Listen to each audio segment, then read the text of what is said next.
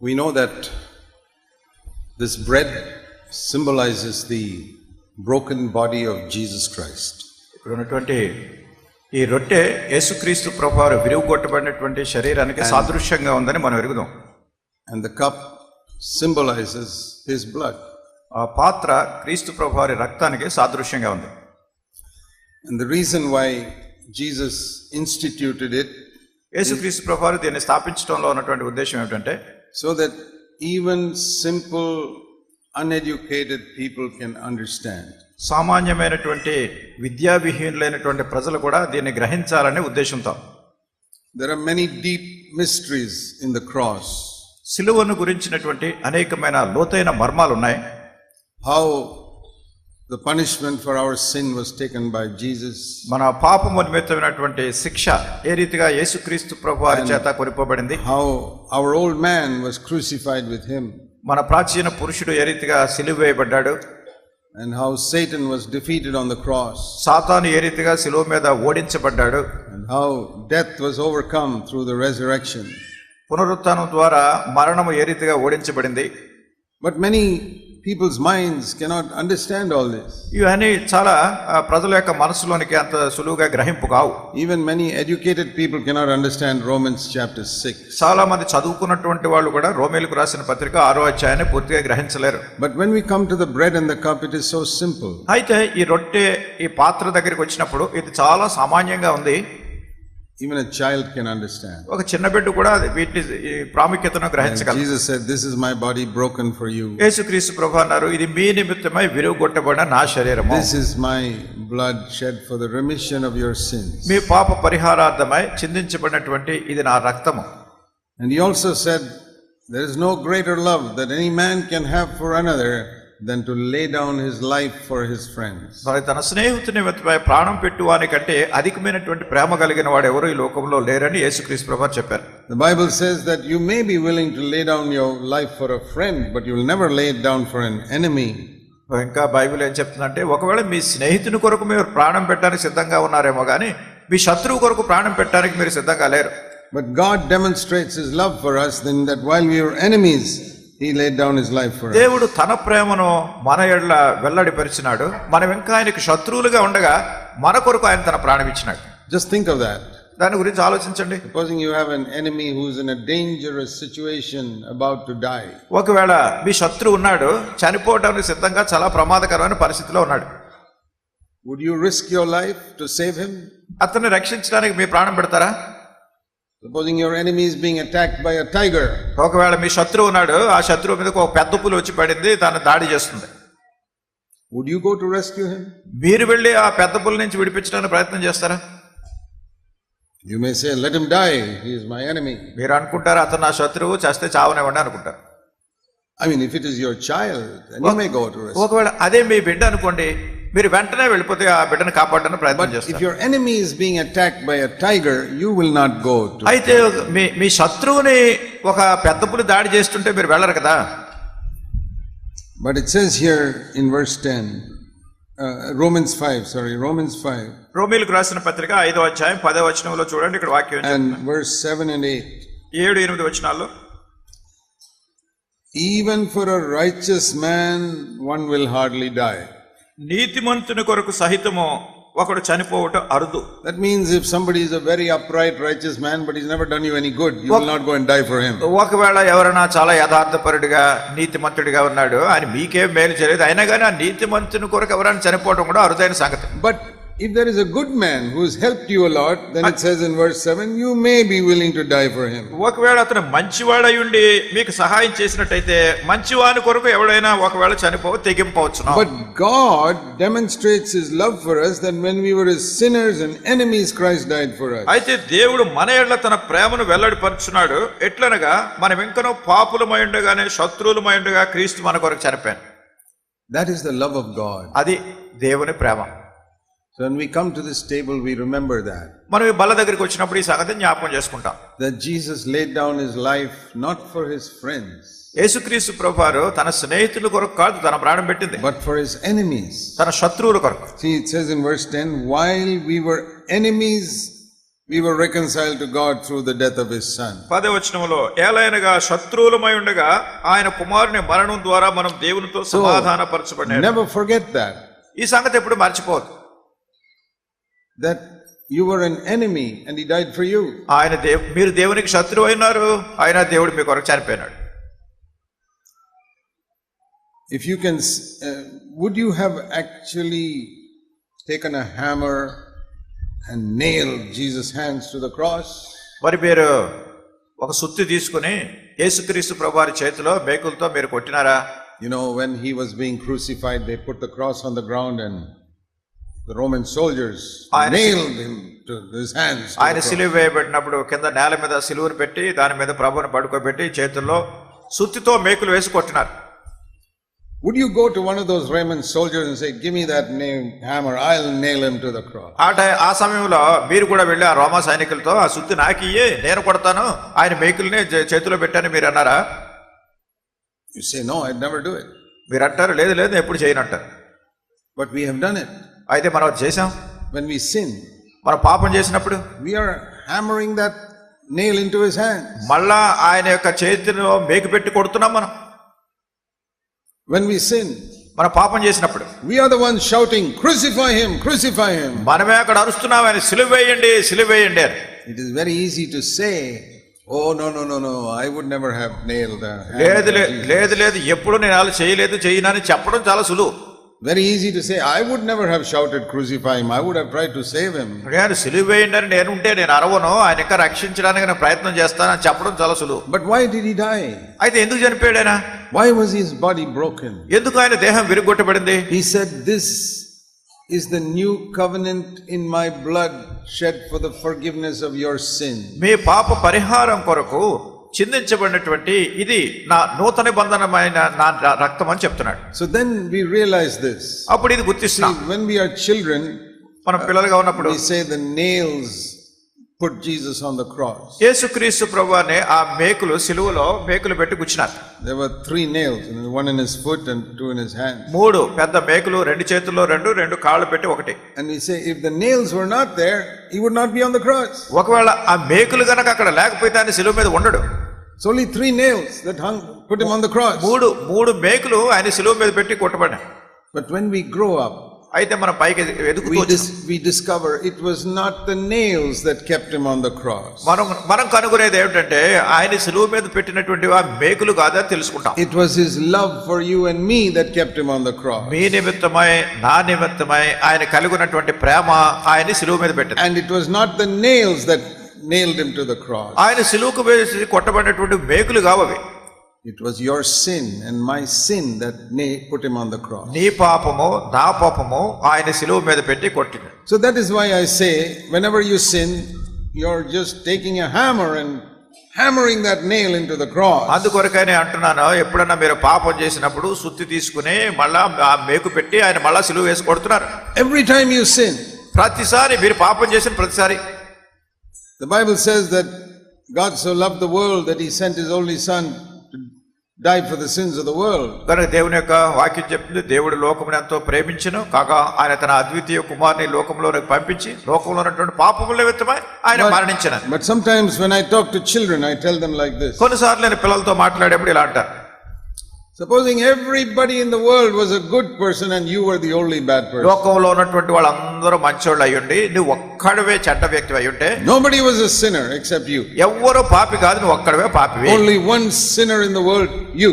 లోకంలో ఉన్నటువంటి ఒకే ఒక్క పాపివి నువ్వే. Would Jesus have come from heaven to die for you? మరి అట్లాంటి పరిస్థితుల్లో ప్రభు పరలోకాల నుంచి నీ కోసం చనిపోవడానికి వస్తారా? I've sometimes thought like that. నేను కొన్నిసార్లు అట్లా అనుకున్నాను, Lord, if I was the only sinner in the whole world, ఓ ప్రభు మొత్తం యావత్ ప్రపంచంలో నేను ఒక్కడనే పాపిగా ఉంటే everybody else was holy, మిగతా వాళ్ళందరూ పరిశుద్ధులే, would you have come from heaven to die for me? మరి పరలోకా నుంచి నా కొరకు మరణించడానికి లోకానికి వచ్చావా? Without even a moment's hesitation, the Lord says yes. ఒక్క క్షణం కూడా దాని గురించి ఆలోచించకుండా ప్రభు ఏమంటారంటే యేసుక్రీస్తు అవును అంటారు. You have to Remember that. దీన్ని మరి మీరు జ్ఞాపకం చేసుకోవాలి. The love of God is not for the whole world, but for you personally. దేవుని యొక్క ప్రేమ లోకమంతటి కొరకు కాదు, వ్యక్తిగతంగా నీ కొరకే. God so loved not the world, he loved me. దేవుడు లోకమును ఎంతో ప్రేమించిన కాదు, దేవుడు నన్నెంతో ప్రేమించిన. God so loved you. దేవుడు నిన్నెంతో ప్రేమించిన. Jesus loved us and gave himself for us. యేసు ప్రభువు మనల్ని ప్రేమించి మన కొరకు తను అప్పగించుకున్నారు. See, we argue about so many doctrines and so many things. మనం అందరం కూడా అనేకమైనటువంటి సిద్ధాంతాలు, రకరకాల సంగతులు ఎరుగుదాం. And we fight with so many people over small things in the church. ఈ సంఘాల్లో చిన్న విషయాల గురించి ఎంతమందితో ఊరికే కొట్లాడుతూ ఉంటాం మనం. Then you come to the table. బల్ల దగ్గరికి వచ్చినప్పుడు, aren't you ashamed of all those things you fight about? మీరు ఇతరులతో కొట్లాడేటటువంటి విషయాల గురించి మీకు ఇక్కడ సిగ్గేయట్లేదా? You come here to break bread with others. ఇక్కడికి వచ్చి ఇతరులతో మీరు ఆ రొట్టెని విరుస్తున్నారు. And you can't talk to somebody because of some problem. మరి ఎవరితో మీకు ఏదో సమస్య ఉందో వాళ్ళతో మాట్లాడట్లేదు. You have an argument with your husband or wife over some silly little thing. నీ భార్యతోనో నీ భర్తతోనో ఏదో పనికిరాని చిన్న విషయం గురించి వాదన పెట్టుకున్నావు. And then you come to the table of one who was willing to lay down his life to save us. అయితే మనల్ని రక్షించడానికి, ప్రాణం ఇవ్వడానికి ఇష్టపడినటువంటి వ్యక్తిని గురించినటువంటి ఆ బలను పాలు పొందడానికి వచ్చాం. We don't just admire Jesus and say, oh, what wonderful love. ఓ ప్రభు, ఎంత గొప్ప ప్రేమ నీది అని ప్రభువుని గురించి మనం ఏదో హర్షించడానికి ఇక్కడ రాలేదు. We don't admire this table. మరి ఈ బల దగ్గర ఆయన్ని మనం ఏదో పెద్ద హర్షించట్లేదు, మెచ్చుకోవట్లేదు. We don't walk past it and look at it and say, oh, what great love. మనం దాని దగ్గరికి వెళ్ళి దాన్ని చూసి ఎంత గొప్ప ప్రేమ ఇది అని ఏదో మెచ్చుకోవడానికి రాలేదు. We eat it. దాన్ని తింటున్నాం, saying, Lord, your love was for me. ఓ ప్రభా, నీ ప్రేమ నా కొరకే. You broke your body for me. నా కొరకే నీ దేహాన్ని విరుగొట్టావు. You shed your blood for me. నా కొరకే నీ రక్తాన్ని చిందించావు. Because I fight with my wife or I fight with my husband, therefore your body was broken. నేను నా భార్యతో కొట్లాడుతున్నాను, లేకుంటే నా భర్తతో కొట్లాడుతున్నాను, కానీ నీవు నా కొరకు నీవు దేహాన్ని విరుగొట్టబడ్డావు. To forgive me my dirty thoughts, you gave your body to die for me. నా యొక్క మురికి చెడ్డ తలంపులను బట్టి నీ దేహాన్ని నా కొరకు విరుగొట్టబడడానికి ఇచ్చావు. Because I don't forgive somebody else, you had to die for me. నేను ఎవరినో క్షమించట్లేదు కనుక నా కొరకు నువ్వు మరణించడానికి వచ్చావు. When you see sin like that, ఇట్లా మీరు పాపాన్ని చూసినప్పుడు, then you can take part in the table in a worthy manner. అప్పుడు యోగ్యమైనటువంటి విధానంలో నువ్వు బలలో పాలు పొందగలవు. In my early Christian life, I never knew what it was to take part in the table, and because nobody explained it to me. నా క్రైస్తవ జీవితం ఆరంభ దినాల్లో నాకు ఎవరు ఈ విషయాలు ఎంతగా వివరించలేదు కనుక యోగ్యంగా ఎట్లా పాలు పొందాలో కూడా నాకు అప్పుడు తెలియలేదు. My thoughts were like man's thoughts. నా తలంపులనే ఇతర మానవుని తలంపులా ఉన్నాయి. It's like people go to the temple and eat some prasadam and laddus. I used to come here and take part in the Lord's table. ఏదో ప్రజలు కొన్ని గుళ్ళు గోపురాల దగ్గరికి వెళ్ళి కూడా లడ్డు తిని ప్రసాదం తిన్నట్టుగానే ఇక్కడ దేవుని మందిరానికి వచ్చి బాలలో ఉన్న రోట్లో పాల్గొంటారు. Exactly. Most Christians take the Lord's table exactly like some others eat prasadam and laddu in the temple. చూడండి, అనేక మంది క్రైస్తవులు కూడా దేవుని ప్రభు మందిరంలోకి వచ్చి ప్రభు బలిని ఎట్లా పాలు పొందుతారంటే ఇతరులు ఈ దేవాలయాల్లోకి వెళ్ళి ప్రసాదాలు తీసుకున్నట్టు లడ్డు తీసుకున్నట్టుగా ఇక్కడ తీసుకుంటారు. But this is not like that. ఇది అట్లాంటిది కాదు. This is a testimony. ఇది ఒక సాక్ష్యం. My Savior died for me. నా రక్షకుడు నా కొరకు మరణించాడు. Not for everybody, for me. ఏదో అందరి కోసం కాదు, నా కొరకు మరణించాడు. Everybody has to say that. ప్రతి వాళ్ళ సంగతి చెప్పాలి. You have to decide it. నీవే దాన్ని తీర్మానం చేసుకోవాలి. That is why we don't do like the Roman Catholic Church. అందుకొరకే రోమన్ క్యాథలిక్ సంఘాల్లో చేసినట్టు మనం చేయం. The Roman Catholic Church, the priest will take that wafer and put it in your mouth. ఆ రోమన్ క్యాథలిక్ సంఘాల్లో అక్కడ ఉన్నటువంటి అక్కడ యాజకుడు దాన్ని ఏం చేస్తాడంటే ఆ వేఫర్ తీసుకుని నోట్లో పెడతాడు. But we say nobody else can decide for me. I have to decide myself. కనుక ఇతరులు నా గురించి తీర్మానం చేసేది కాదు, నన్ను నేనే తీర్మానం చేసుకోవాలి. I must break the bread and eat. నేనే ఆ రొట్టెని విరిచి దాన్ని తినాలి. That is my decision, not some priest deciding for me. అది నా తీర్మానమే, లేకుంటే నా కోసం వేరే ఒక యాజకుడు చేసే తీర్మానం కాదు. I am deciding. I want to go this way that Jesus went. యేసుక్రీస్తు ప్రభువారు వెళ్ళినటువంటి మార్గంలో నేను వెళ్ళాలని నేనే తీర్మానం చేసుకుంటున్నాను కనుక నా అంతటి నేనే దానిలో పాల్గొంటాను. That is why we ask you, you break the bread. It is your responsibility before God. అందుకొరకే మీతో చెప్పేది ఏమిటంటే మీరే ఆ రొట్టెని విరవాలి. అంటే దేవుని ముందు ఆ బాధ్యత, ఉత్తరవాదత్వం మీదే. Not somebody taking a spoon and pouring the wine into your mouth. ఎవరో ఒక గరిటెతో ఆ ద్రాక్షారసం తీసి మీ నోట్లో పోయటం కాదు. Nobody else can take that responsibility. ఎవరు కూడా మీ బాధ్యత వాళ్ళు తీసుకోరు. You decide yourself. మీ అంతట మీరే తీర్మానం చేసుకోవాలి. Lord, This is the new covenant for the forgiveness of my sins. ఓ ప్రభువా, నా పాప పరిహారం కొరకైనటువంటి నూతన నిబంధన రక్తం ఇది. One sin of mine you had to shed your blood. నాలో ఉన్నటువంటి ఒక్క పాపం నిమిత్తమై రక్తం చెందించవలసి వచ్చింది నువ్వు. I don't want to sin again. ఇక ఏమాత్రమే పాపం చేయడానికి ఇష్టం లేదు. The only worthy way to take part in the Lord's table ప్రభు బలలో పాలు పొందడానికి ఏకైక యోగ్యమైన మార్గం is to say, Lord, please help me today to hate my sins more than ever in my life. ఓ ప్రభువా, నా జీవితంలో ఎంతో ముందు ఎప్పుడు చేసిన దానికంటే ఇప్పుడు నా పాపాన్ని నేను ద్వేషించేటట్టుగా నాకు సహాయం చేయి. And help me, Lord, to never want to sin again in my life. మళ్ళా నా జీవితంలో ఎప్పుడూ తిరిగి పాపం చేయకుండా ఉండేటట్టు నాకు సహాయం చేయి. You broke your body, allowed your body to be broken to forgive my sins. నా పాపం క్షమించడానికి నీ శరీరాన్ని విరగొట్టబడడానికి అనుమతించావు. I forgive everybody. నేను ప్రతి ఒక్కరిని క్షమిస్తున్నాను. Are you sitting here without having forgiven somebody today? ఈ దినాన్ని మీరు ఎవరినో క్షమించుకోకుండా వచ్చి ఇక్కడ కూర్చున్నారా? I'm not saying don't take part in the Lord's table. మీరు ప్రభు బలలో పాలు పొందొద్దనే చెప్పట్లేదు. No, I'm saying you forgive that person right now. ఇప్పుడే ఆ వ్యక్తిని మీరు క్షమించాలని మాత్రం మిమ్మల్ని చెప్తున్నాను. Then repent and take part. అప్పుడు పశ్చాత్తాపడి అప్పుడు బలలో పాలు పొందండి. I'm not saying don't take part. మీరు దాంట్లో పాలు పొందొద్దని చెప్పట్లేదు. Why should you go out and live in sin? మళ్ళా వెళ్ళి మీరు ఎందుకు పాపంలో జీవించాలి? If you don't forgive somebody, you're living in sin. మీరు ఎవరినన్నా క్షమించకపోతున్నట్టయితే మీరు పాపంలో జీవిస్తున్నారు. That is not what I tell you. అది మంచిది కాదు. I tell you, give up your sin. నేనంటున్నాను, మీ పాపాన్ని While వదిలేయండి. you're sitting there, forgive that person who hurt you. ఇక్కడ కూర్చుని ఉండగానే మీకు హాని చేసినటువంటి వ్యక్తిని మీరు And క్షమించండి. then in humility ask the Lord to forgive you. దీనత్వంతో ప్రభుని క్షమించమని అడగండి. And in humility take the bread and the cup. దీనత్వంతో రొట్టెలో పాలు పొందండి, పాత్రలో పాలు పొందండి. I want to ask you another thing. ఇంకొక సంగతి అడుగుతున్నాను. Are you a troublemaker in your church? మీ సంఘంలో మీరు కలత కలిగించే వాళ్ళుగా ఉంటున్నారా? There are some brothers and sisters like that. కొంతమంది సహోదరులు సహోదరులు ఇట్లా ఉంటారు. They are not brothers and they are troublemakers. వాళ్ళు ఏదో సహోదరులు కాదు, వాళ్ళ కష్టాలు కలిగించేవాళ్ళు. The church is the body of Christ. సంఘం అనేటటువంటిది క్రీస్తు ప్రభు వారి యొక్క దేహం. When you trouble the church, you are putting a nail into his body. మీరు ఈ సంఘంలో కలత కలిగిస్తున్నట్టయితే ఈ దేహానికి మీరు మళ్ళా మేకు పెట్టి కొడుతున్నారు. Every person sitting here who is causing some trouble in some church, I want to tell you, you are crucifying Christ again. ఇక్కడ కూర్చున్నటువంటి వాళ్ళు ప్రతి వాళ్ళు కూడా మీరు ఏదో ఒక సంఘానికి మీరు కలత కలిగిస్తున్నట్టయితే క్రీస్తు ప్రభు వారి దేహానికి మళ్ళా మేకులు వేసి మీరు కొడుతున్నారని చెప్తున్నాను. Maybe nobody told you that till today. ఎంతవరకు ఒకవేళ మీకు ఎవరు చెప్పుండకపోవచ్చు. As a servant of the Lord, I'm telling you the Lord's word. దేవుని సేవకునిగా దేవుని యొక్క వాక్యాన్ని మీకు చెప్తున్నాను. You are crucifying Christ again. క్రీస్తును మరలా మీరు సిలువ వేస్తున్నారు. The Roman soldiers did it in ignorance. మరి రోమా సైనికులు వాళ్ళ తెలియనితనంలో వాళ్ళు అట్లా చేశారు. You are doing it knowingly. మీరు ఎరిగిండు కూడా తెలిసిండు కూడా మీరు అది చేస్తున్నారు. Because today the physical body of Christ is in heaven, you can't touch it. ఎందుకంటే క్రీస్తు ప్రభు వారి యొక్క భౌతిక దేహము పరలోకంలో ఉంది, మీరు దాన్ని తాకలేరు. When you touch this body of Christ on earth, క్రీస్తు ప్రభు వారి యొక్క దేహాన్ని ఇక్కడ ఈ భూమి మీద ఉన్నటువంటి ఆయన దేహాన్ని మీరు తాకినప్పుడు you are hurting him. మీరు ఆయన్ని గాయపరుస్తున్నారు. See, if you take a knife and poke my body here, ఒకవేళ my stomach, మీరు ఒక చాకు తీసుకుని నా కడుపులో పొడిచారనుకోండి, my head immediately feels it. వెంటనే నా తలకి దాని బాధ తెలుస్తుంది. It's not only my stomach, my head say, hey, it's pain. ఇక్కడ ఉన్నటువంటి నా కడుపే కాదు, నా తల అంటుంది ఇక్కడ నొప్పి వస్తుంది అని పట్టుకుంటుంది. ఇక్కడ There was a man who lived nearly 2000 years ago called Saul of Tarsus. తార్సు వాడైనటువంటి సౌలు 2000 సంవత్సరాలకు పూర్వము నివసించిన He వ్యక్తి. later on became the Apostle Paul. తర్వాత అపోస్తలుడైన పౌలు అయ్యాడు.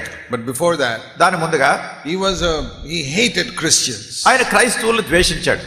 and hated them so much that he sanctioned murdering them. ఎంతగా వాళ్ళని ద్వేషించాడంటే వాళ్ళని శ్రమపరిచి వాళ్ళని హత్య చేస్తుండేవాడు. When Stephen was being stoned to death, Stephen రాళ్లతో కొట్టబడి చంపబడినప్పుడు Saul was the one who said to all those people, give me your clothes, go and stone that fellow to death. మరి సౌలు అక్కడ ఉండి వాళ్ళు ప్రోత్సహించాడు, రాళ్లతో కొట్టి చంపండి వీడు అన్నాడు. And he was so zealous, he would go to different towns to persecute the Christians, lock them up and kill them. ఆయన రకరకాల పట్టణాల్లోకి వెళ్ళి క్రైస్తవులందరినీ హింసిస్తూ లాక్కొస్తూ చెరసాల్లో పెడుతున్నాడు. He was hurting Christians everywhere. ప్రతి చోట క్రైస్తవులకు హాని కలిగిస్తున్నాడు. One day when he was going to Damascus, ఒక రోజు ఆయన దమస్కు పట్టణానికి వెళ్తున్నప్పుడు he Acts chapter 9 అపోస్తలుల కార్యములు verse 4, 4 suddenly a light shone and he heard a voice. అకస్మాత్తుగా ఒక వెలుగు కనపడింది, ఆయనకు స్వరం వినపడింది. Acts of the Apostles chapter 9 verse 4. అపోస్తలుల కార్యములు 9వ అధ్యాయం 4వ And వచనం. he heard a voice saying, Saul, Saul, why are you persecuting me? సౌలా సౌలా నీవేళ నన్ను హింసించుచున్నావని తనతో ఒక స్వరము పలుకుటి వినను. And he said, who are you, Lord? I'm not persecuting you. ఆయన అంటున్నాడు, ప్రభా ఎవరో నువ్వు, నేను నిన్ను హింసించట్లేదు, I'm not troubling anybody in heaven. పరలోకంలోనే ఎవరినైనా కష్టపెట్టట్లేదు. And Jesus said, I am Jesus whom you're persecuting. అయితే ప్రభు అంటున్నారు, నీవు హింసించుచున్న క్రీస్తును నేను. And he could have said, how can I persecute you? You're in heaven. ఒకవేళ సౌలు ఆయన ఉండొచ్చు, నువ్వు పరలోకంలో ఉన్నావు కదా, నిన్ను ఎట్లా నేను హింసిస్తాను? What would he have said? కనుక అప్పుడు ప్రభు ఏం చెప్పేవాడు, My body is on the earth. నా శరీరము భూమి మీద ఉంది, I am only the head in heaven. నేను పరలోకంలో శిరస్సుగా ఉన్నాను, My body is on the earth. నా దేహం భూమి మీద ఉంది. And Saul, you are troubling my body. సౌలా నీవు నా దేహాన్ని నా శరీరాన్ని And నువ్వు when హాని you trouble my కలిగిస్తున్నావు. body, you are troubling me. నా దేహానికి నువ్వు హాని కలిగిస్తుంటే నాకు హాని కలిగించినట్టే పరలోకంలో నాకు. What is Jesus saying to you? అంటే యేసు ప్రభు నీతో ఏమంటున్నారు? Is he saying to you, why are you troubling my body? నా దేహాన్ని నీవు ఎందుకు కష్టం కలిగిస్తున్నావు? Why are you hurting my body? ఎందుకు నా దేహానికి హాని కలిగిస్తున్నావు? You say, Lord, I'm not hurting your body is there. ఓ ప్రభా, నీ దేహాన్ని నేను హాని కలిగించడం, నీ దేహం అక్కడ ఉంది కదా. No, the Lord says, my body is in your town where you're living. ప్రభు అంటున్నాడు, నీవు నివసిస్తున్నటువంటి పట్టణంలోనే నా దేహం ఉంది, నా శరీరం ఉంది. And you're hurting it. నువ్వు దాన్ని హాని కలిగిస్తున్నావు. You're fighting with people who are members of my body. నా దేహంలో అవయవాలుగా ఉన్నటువంటి ప్రజలతో నువ్వు కొట్లాడుతున్నావు. You're shouting against people who are part of my body. నా దేహంలో ఒక భాగమైనటువంటి ప్రజల మీద నువ్వు కేకలేసి అరుస్తున్నావు. Your husband is a part of my body. నీ భర్త నా దేహంలో ఒక Wife is a part of my body. నీ భార్య నా దేహంలో ఒక అవయవం. That sister you're always fighting with, she's part of my body. మరి ఆ సహోదరితో ఎప్పుడు కొట్లాడుతున్నావు, ఆమె నా దేహంలో ఒక That brother whom you're always fighting with, that is part of my body. నువ్వు ఎప్పుడు కొట్లాడుతున్నటువంటి ఆ సహోదరుడు నా దేహంలో ఒక భాగం. Why are you persecuting me? ఎందుకు నన్ను హింసిస్తున్నావు నీవు? Have you seen the body of Christ? క్రీస్తు ప్రభువారి యొక్క దేహాన్ని మీరు చూసారా? It says in 1 Corinthians 10. 1 కొరింథీ 10వ అధ్యాయంలో 1 Corinthians 10. 1 కొరింథీ 10వ అధ్యాయం verse 17. 17వ వచనం. Since there is one bread, we who are many are one body, we all partake of that one bread. మనమందరము ఒకటే రొట్టెలో పాలు పుచ్చుకొనుచున్నాము, రొట్టె ఒకటే గనుక అనేకులమైన మనము ఒక్క శరీరమై ఉన్నాము. See, when a church is small, you can have just one bread to give to everybody. సంఘం చాలా చిన్నది ఉన్నప్పుడు అందరికి ఇవ్వడానికి ఒక రొట్టె ఉంటుంది. But when the church is thousands of people, you can't have such a huge loaf of bread. మరి కొన్ని సార్లు సంఘంలో చాలా వేల కొలది ప్రజలు ఉన్నారు అనుకోండి, వాళ్ళందరికీ ఒక పెద్ద రొట్టె చేయలేరు. We have many loaves, but basically it is still only one bread. అనేకమైన రొట్టెలు చేయొచ్చు, కానీ ఇక్కడ ప్రాథమికంగా రొట్టె ఒకటే. And it is from the same dough that all that bread was made. ఆ రొట్టె చేసినటువంటిది అంతా ఒకే ముద్దలో నుంచి వచ్చింది. That is one. అది ఒకటే. And that proves we are all one body. కనుక అది ఏం చూపిస్తుందంటే మనం అందరం ఒకే శరీరం అని.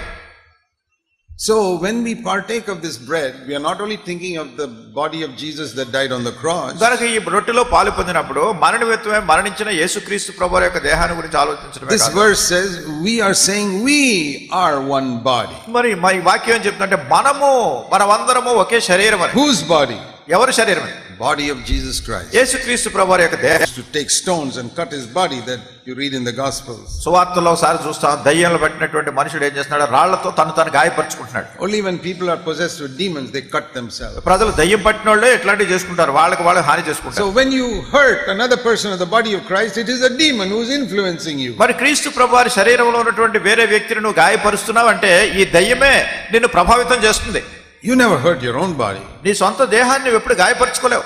We care for our body. మన శరీరాన్ని గురించి ఎంత జాగ్రత్తగా ఉంటాం మనం. What about the body of Jesus Christ? మరి యేసుక్రీస్తు ప్రభువారి దేహం సంగతి ఏమిటి?